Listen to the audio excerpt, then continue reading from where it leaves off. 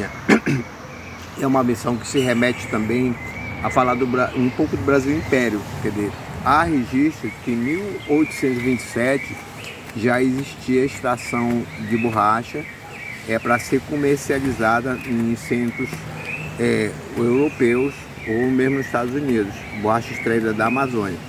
O mais interessante é que, a princípio, todo mundo ficou curioso porque os índios já usavam de uma maneira artesanal, e usavam essa produção, utilizavam-se da borracha, que ainda não era vulcanizada, né? Usavam para fazer essa proteção para os pés, para armamento e daí por diante, para bolas de borracha. E mais um fator interessante também é que esse ciclo da borracha se tem registro mesmo assim do auge dele a partir de 1850. Então, a partir de 1850 a 1913 aconteceu um grande monopólio da borracha, da extração da borracha natural. Ela era 100% extraída da Amazônia, de dentro dos seringais da Amazônia. Então, durante esse período, foram 63 anos, então aconteceram vários processos. Quer dizer, primeiro, o processo de extração, que foram usados os índios, depois os caboclos, e no período das secas, já em 1863, 83, teve uma grande seca no Nordeste, então uma grande quantidade de nordestinos acabaram indo morar nos seringais para tentar sobreviver. Um fato muito importante é que as duas metrópoles, Belém e Manaus, elas cresceram em função do ciclo da borracha. Então, para falar de Belém e Manaus, quer dizer que foi um crescimento muito rápido, porque tinha muito dinheiro, foi se criada uma elite.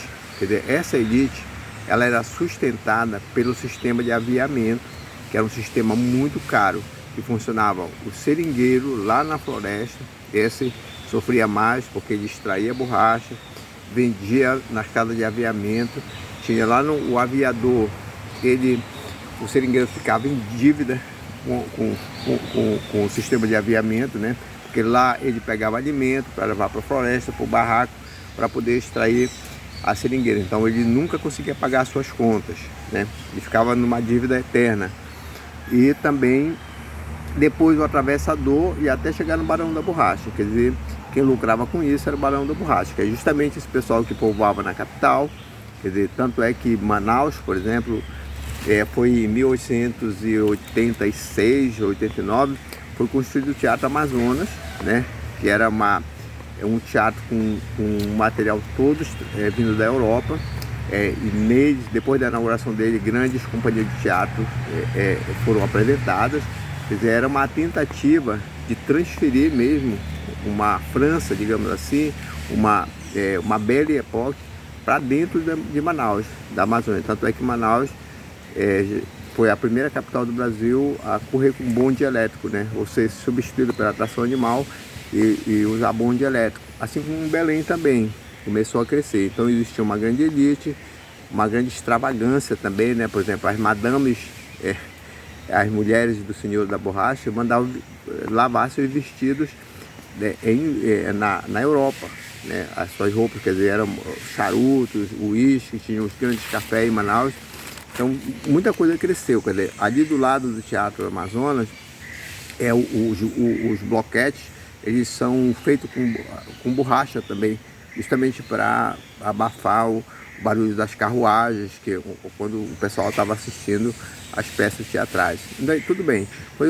Assim como em Belém também foi feito também o Teatro da Paz, quer dizer, custeado também pelo dinheiro da borracha. Então existia uma grande pompa, né? Existia uma grande produção. Então era essa borracha que era extraída do meio do mato, né? Da seringueira nativa. Por outro lado, é muito importante perceber que a indústria, a Revolução Industrial, ela começava a se modernizar. Então, por exemplo, a indústria farmacêutica, a própria indústria automobilística também, que já a partir dos anos 90 começava a precisar, os aros dos pneus precisava de borracha para fortificar. Então, começou a se criar também expectativas e aventureiros estrangeiros e se embrenhar em matas amazônicas para tentar ver a possibilidade de pegar algumas sementes e produzir fora daqui. Mas quem foi bem sucedido foi um inglês, um botânico inglês, que há uma controvérsia em relação à estada dele aqui a partir do ano de 1876, que ele viveu ali próximo à cidade de Santarém. O primeiro, ele tentou ser um produtor, não foi bem sucedido, veio de mala e cuia para a região com os seus familiares, perdeu alguns familiares vitimados pela malária, né?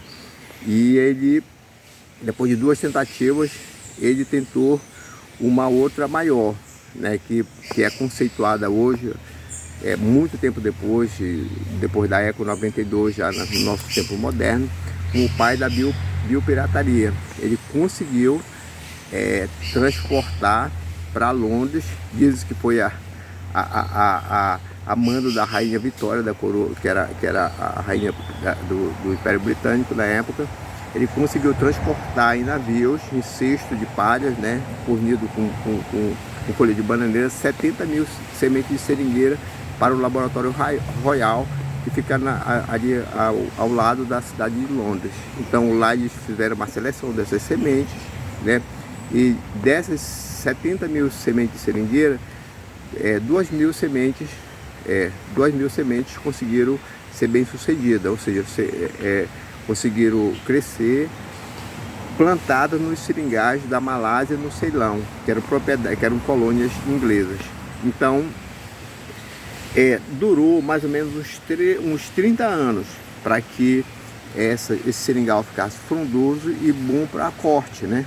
Então, nesse meio tempo, quer dizer, estava se criando uma situação que iria dar um tiro de misericórdia no ciclo da borracha, que já começava a se desgastar pelo sistema de aviamento que era caro, quer dizer, a exploração da mão de obra, quer dizer, então os investidores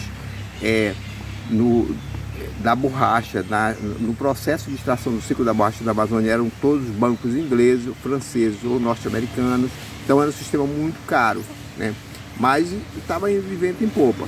No entanto, a partir de 1916, com a chegada da Primeira Guerra Mundial, quer dizer, o mercado inglês, as seringueiras nativas da Malásia, que foram produzidas com sementes roubadas pelo Henrique, aqui de um local próximo a Santarém, eles começaram a produzir. Então, esses investidores que investiu no processo aqui da Amazônia acabaram migrando para um lugar onde o custo era menor, entende? Então a Inglaterra começou a ter o monopólio do ciclo da borracha, do mercado mundial da borracha, gomífero, né, da extração do látex, e com isso a indústria automobilística ela começava a crescer também. Então depois a gente vai gravar num outro episódio o processo de extração, de plantação de borracha em série, que é o POR. O POR acaba vindo com uma equipe produzindo, fazendo um plantio de seringueira na Amazônia, que depois ele entra em declínio também, porque não se adequa às regras que eles queriam fazer. Mas esse é um outro processo. Nesse sentido, então, ainda voltando para a questão do ciclo da borracha, então o ciclo da borracha na Amazônia, ele entra em declínio exatamente quando as seringueiras nativas, as seringueiras que foram roubadas, as sementes que foram roubadas, acabaram dando certo nas plantações inglesas na Malásia. Então o Henry Hickman tem até um livro que diz O Ladrão do Fim do Mundo. Ele demorou também, ele não lucrou muito com isso, né? Porque ele achava que ele ia coordenar esse processo. Ele não tinha um homem muito bom com a rainha Vitória, mas o trabalho dele foi reconhecido só depois que ele já estava quase praticamente morto e começou o processo dar certo. Então a Inglaterra assumiu de uma vez por toda a produção mundial de exportação da borracha para uma indústria que começava a crescer. Então a indústria como um todo, né?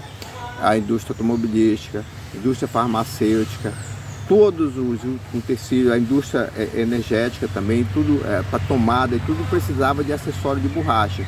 Então esse é um crescimento muito importante, porque depois começou a despertar para todo mundo, quer dizer, todo o segmento industrial ele precisava de borracha, né? Principalmente a indústria automobilística. Então nesse sentido, a gente também organizou um trabalho que ele está relacionado ao centenário da independência. Ou seja, o centenário da independência ele acaba acontecendo antes da empreitada do FOR, que seria mais ou menos a segunda parte do ciclo da borracha na Amazônia, a tentativa do próprio FOR, uma organização do governo norte-americano, de plantar seringueira em série na Amazônia. Então eles mandam uma missão aqui para a Amazônia para fazer a pesquisa, mas aí a gente entra com o nosso trabalho, chamado Epitácio Quase Pronto, navegando para o mundo verde chamado Amazônia. É um trabalho que já está registrado na Biblioteca Nacional, que na verdade esse trabalho ele acaba se fixando no ano de 1922. O ano de 1922 ele é o ano do centenário da independência do Brasil, ou seja, tanto Belterra quanto Forlândia foi criada em 1927 e Belterra em 1934, foram as duas empreitadas do FOR na Amazônia. E a gente cria, diante disso, um recurso, né, chamado um docodrama, que fala sobre a vinda de uma missão fictícia que vem dos Estados Unidos, participa no Rio de Janeiro do centenário da independência a convite do presidente Epitácio Pessoa, que era o presidente da República na época, e depois essa missão ela acaba vindo aqui para Belém, sobe o rio Amazonas, em barco a vapor, né? Lembra, a navegação na época era navegação a vapor, chega a Santarém, depois vem para o Vale do Tapajós, esse mesmo vale próximo aonde o rio contabilizou as sementes, faz a pesquisa, depois retorna para os Estados Unidos com o resultado da pesquisa. Então a gente cria uma missão fictícia, é um argumento para o cinema, né, que já está criado para ser gravado. Então a gente vai falar de uma Amazônia, de um espaço também que o FOR fez a pesquisa dele antes da existência dele, ou seja, quando a floresta ainda estava intacta, e existia também nessa mesma região a atividade de extração de látex ou de borracha nativa. Então esse é um outro período, mas o que a gente quer abordar agora é justamente esse primeiro processo, quer dizer,